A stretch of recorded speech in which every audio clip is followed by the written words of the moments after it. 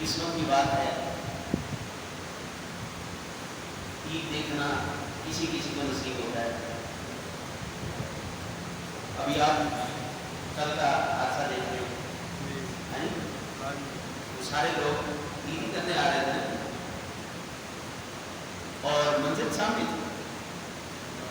رنوے سامنے تھا،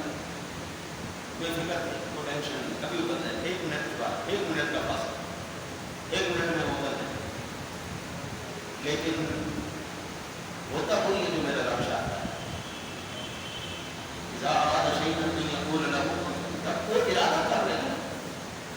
اور پھر اذا جاء اجلهم لا يستأخرون ساعة ولا يستقدمون، جب موت آ جائے تو ایک لمحہ بھی دیر نہیں لگتی بھائی،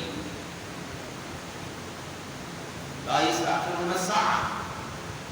ساعة کو ہم اگر میں آسان سے لفظوں میں کہوں تو سیکنڈ کا 1000واں حصہ، کہ جب وہ ارادہ کرتا ہے تو اس کے ارادے میں 1 سیکنڈ کے 1000 حصے جتنی بھی تاخیر نہیں ہوتی، ہو جاتا ہو جاتا۔ اللہ